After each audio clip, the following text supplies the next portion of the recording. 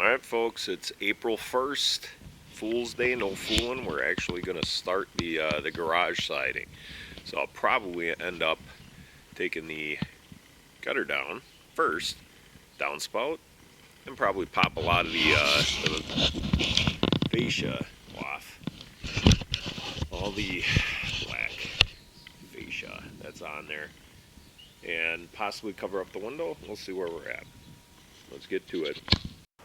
I'm going to get the old cordless drill out and take off these screws. Probably not going to save them. We got a rivet right there, so I'm going to have to drill that off. Got some electrical here that'll probably end up replacing. I think that's dead, but we'll test it out. And we'll have to pop those screws out and anything that's against the siding. We'll get a lot of this downspout. We'll get some new stuff, make it look good. So, but we'll definitely power wash it, clean it up, make it look pretty. Okay, so years ago when I re-roofed the garage, I had decided, keep the gutters, keep the original gutter straps in anticipation of probably redoing it anyway. You can see that the gutter straps are actually nailed in. And usually we do a temporary nail, just kind of just to hang the gutter up nail through the back side. And typically that's underneath the gutter apron, or this white flashing that's right here. I'm going to actually use a little bit more structural truss gutter straps that actually screw into the fascia. Now these, we'll see where they're nailed back in. I went through the original nails years ago, and really all the gutter straps should be tied into the tail ends of the rafters. So if there's a rafter right here, there should be a gutter strap right through into the tail end of the rafter. So these are probably, but once we pop the gutter we'll be able to see. We'll probably mark it right on the gutter strap exactly where those rafters are, so we don't miss them once we put the gutter back up. So let's drop this gutter. So this is what I got for tools for popping the gutter straps. I'm going to use the hammer just to give a little tap to one of the pry bars here. A couple different ones. I just don't know, and you never do, which one's going to work the best.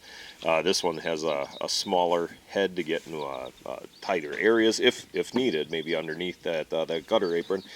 This one has a nice, really wide, flat one, flat head, just to get a little bit more area for leverage, and this one is just ridiculously big. Usually I use that one for roofs and whatnot, but it's definitely longer. I don't know how long those nails are. Can't really see through, so let's see if that one's necessary for more leverage.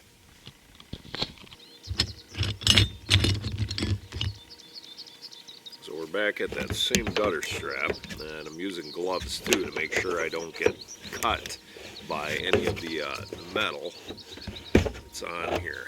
So right now I'm using the flatter of the two smaller kind of papers.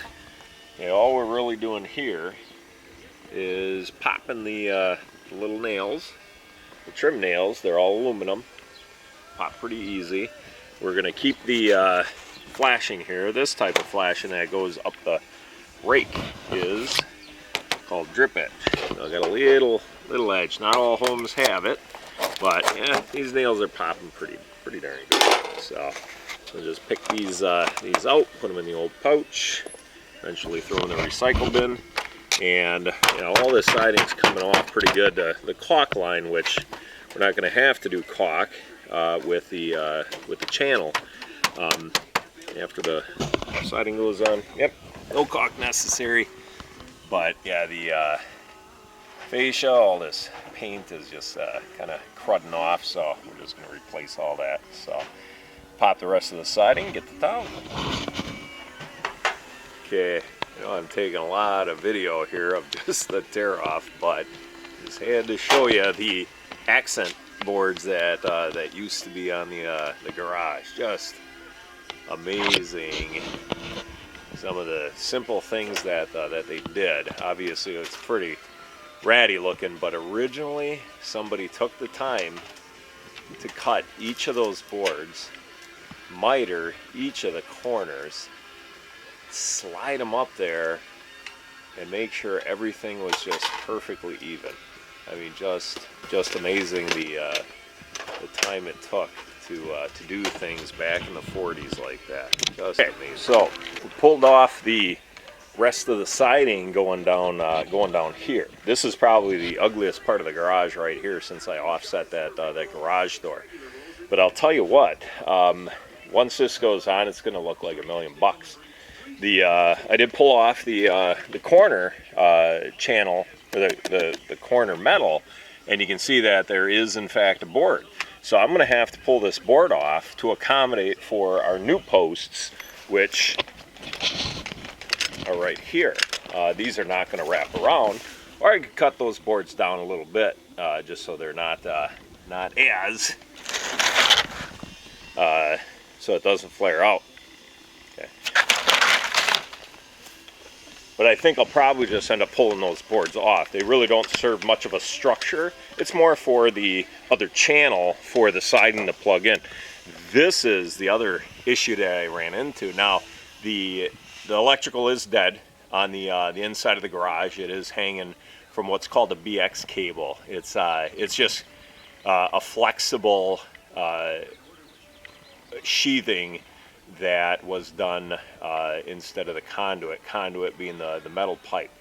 Now, the soffit itself, you can kind of see that it's running down, and it stops on the other side here.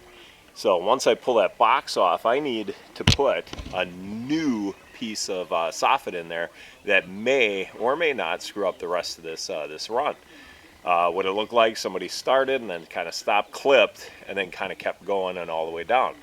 Another thing, and I'm so glad I'm running into all these little issues. These are things that would frustrate most people, but these are great learning experiences. Right here, the siding is actually going up behind the J channel, the channel that's holding the soffit in. And it's like, wow, how are you going to get that off without taking off the soffit and the J channel? You would have to take that off, and then the siding. What we're going to do, we're going to take a utility knife.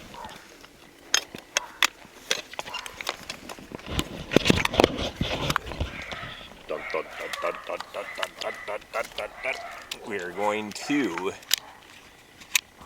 score it with the utility knife all the way down, and we're just going to crack that right off.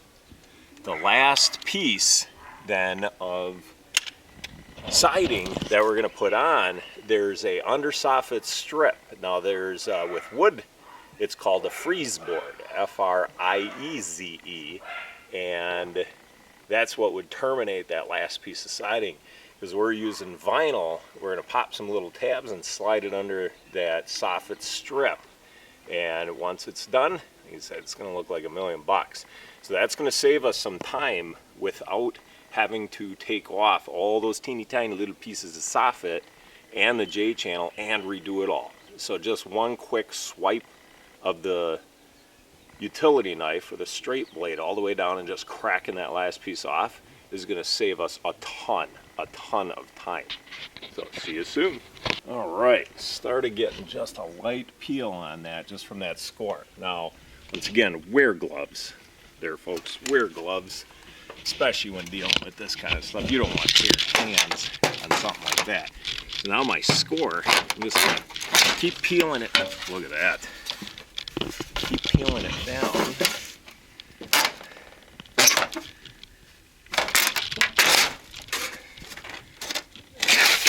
Looks like we missed the mark on that one.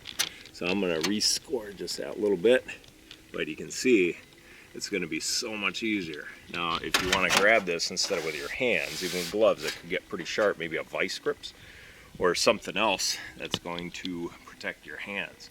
But once again, it's going to save a ton of time.